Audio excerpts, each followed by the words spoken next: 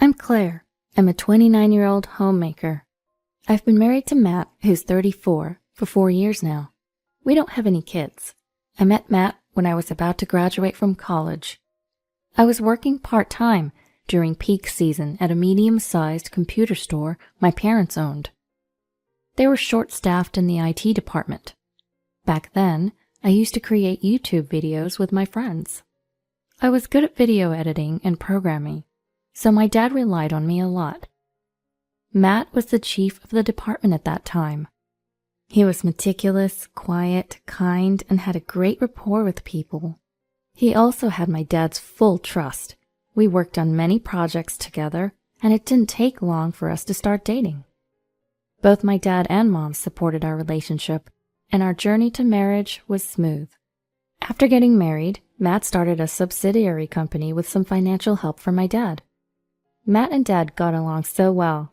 They looked more like a real parent and child than Dad and I did. A year after its inception, Matt's company began to thrive. That's when my dad's health started deteriorating, leading to frequent hospital visits. Being deeply involved in almost every aspect of the medium-sized company, Dad couldn't manage things as before, and the business started to decline.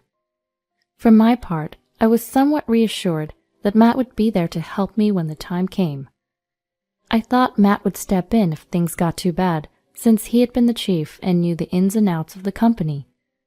But even though he must have known about the situation, he didn't say a word.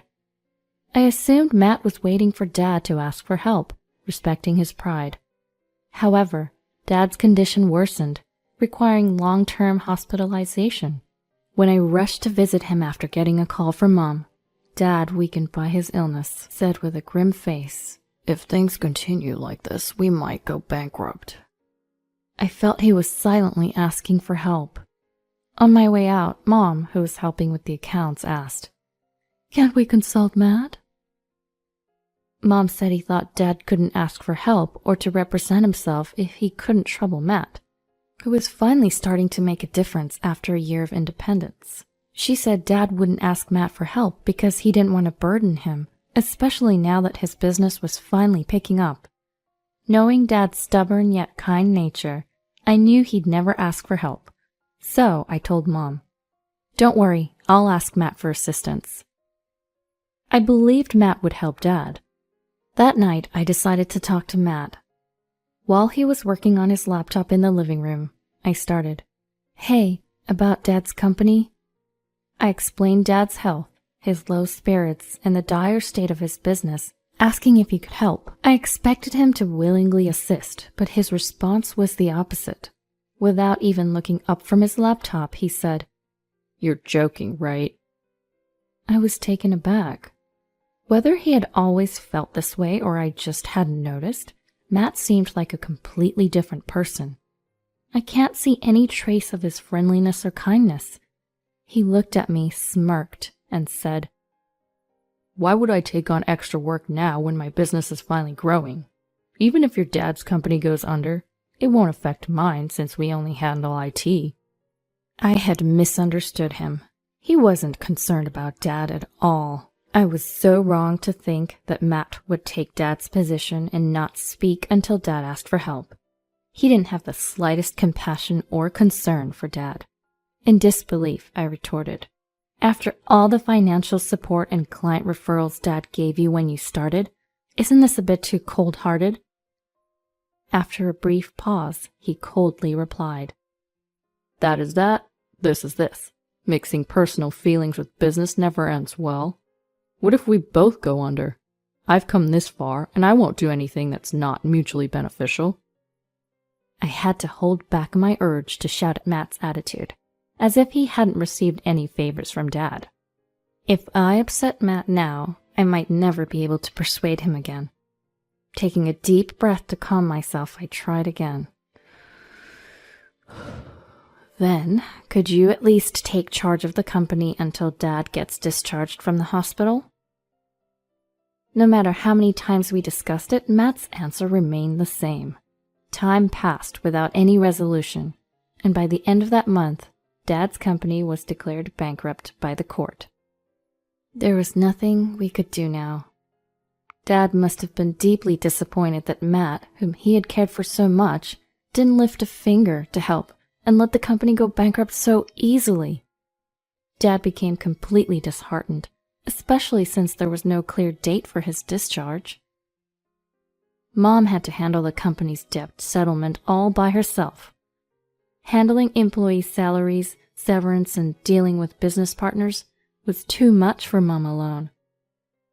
I decided to tell Matt that I wanted to go back to my parents' house to help Mom at least until the debt settlement was completed.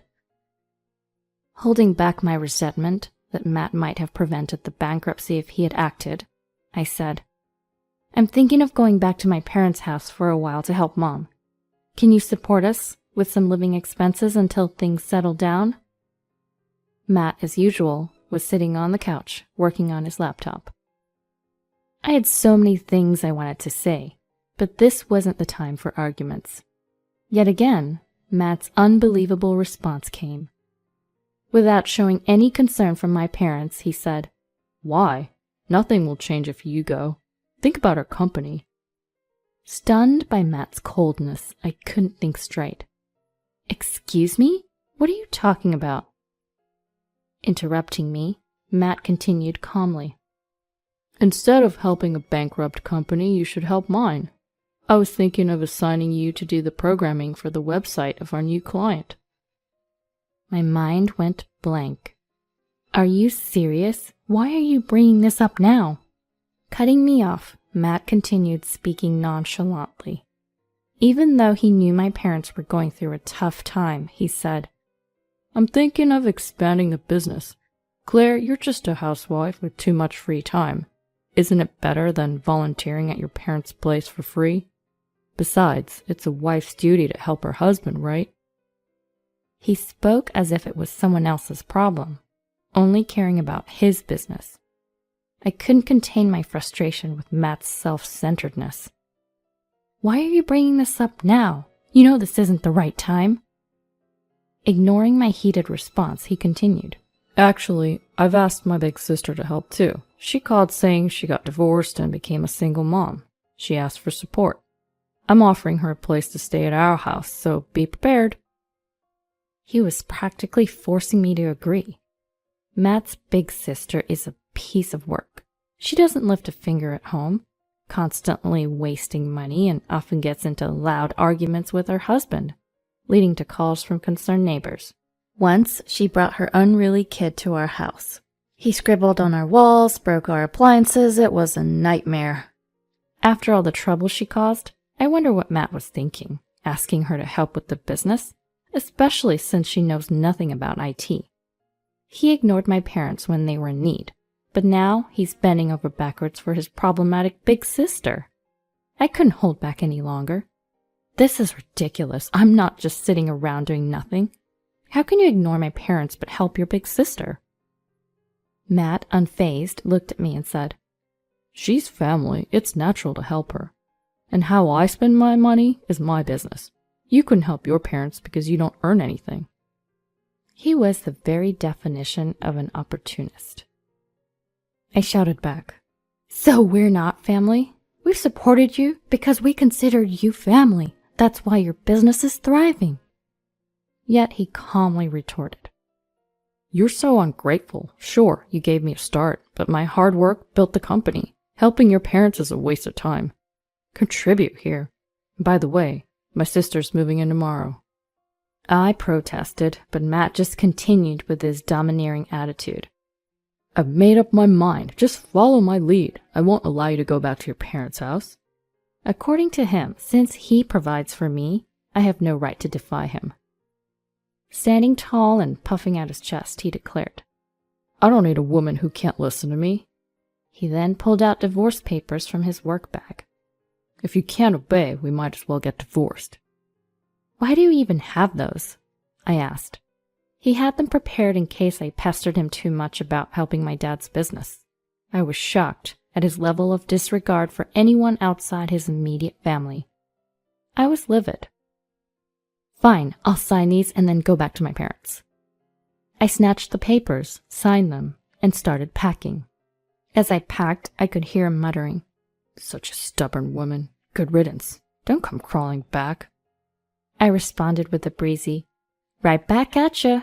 Goodbye, and left. I submitted the divorce papers and returned to my parents' home. Seeing me with my bags, my mom asked, "What happened?" After explaining, she sighed deeply, probably having her own grievances with Matt. Later, I had the rest of my belongings delivered. Not long after, I received a barrage of calls and voicemails from Matt. All his messages were desperate pleas. "Come back, help me. I'll even support your parents, just come back." Matt's plea for help was likely due to his big sister. When I had called his family to report our divorce, I had a hunch something like this might happen. His mother had complained about how her children, including his sister, had gotten divorced one after another. She went on and on about his sister's bad behavior. I had seen a glimpse of it when Matt's sister once moved into the house Matt and I shared. His mother lamented and detailed the main reason for his sister's divorce. Matt's sister had frequent intense arguments with her husband about money, chores, and parenting.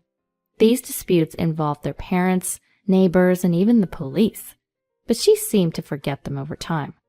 Apparently, just before the divorce, she got heavily into gambling and racked up a lot of debt. After the divorce, she tried to return to her parents' home with her debt, but her father disowned her. She probably turned to Matt out of desperation. From what I've heard, I can imagine the chaos at Matt's place. Matt, being protective of his big sister, is probably being taken advantage of. Who would want to go back to such a situation? Plus, Matt's sister's child is a handful. The kid doesn't listen and is incredibly aggressive. If you try to scold him for his mischief, he becomes uncontrollable. I can visualize the mess in their house. I never want to see the scribbles and broken electronics from his pranks again. I felt like if I didn't reply, I'd keep getting endless voicemails and texts. So I sent a message saying, "Thanks for the offer, but no thanks. I don't need your help. We're not family anymore. Oh, we never were, right?" Immediately after, my phone rang. Matt's voice on the voicemail pleaded, "Please help me. I can't take it anymore. I'm going bankrupt. I can't handle the kid. He's destroying the house." Of course, I didn't answer. Rumors say that by the end of the month, suspicious black cars are often seen around Matt's company. They're probably collection agencies. I've been contacted by mutual acquaintances about delays in his business operations and payments. It's hard because they're people I know, but I've already divorced him and have my father's business to think about. So I tell them that I can't help. About 6 months later, I received a letter. It was from Matt. Inside was a scribbled note and a marriage certificate. The note apologized and said his sister had left, asking if we could start over. I was flabbergasted. What was he thinking? The worst part was in tiny letters and read, "Please take care of the kid." I guess his sister left, abandoning her debt and child. I've heard his business is on the brink of collapse. No way am I going back to that mess. I sealed the letter and sent it right back. As for me, after settling my father's company's debts, I started a new programming office in my name. Employees from my father's company had been reaching out, wanting to come back.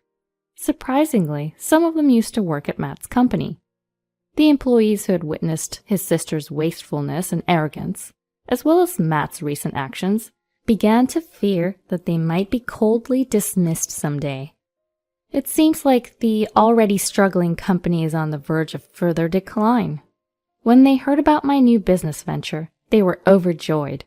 Of course, all of them are highly skilled and ready to contribute, so I'm planning to welcome them with open arms. I'm genuinely excited about the opportunity to restart and work with these familiar faces again.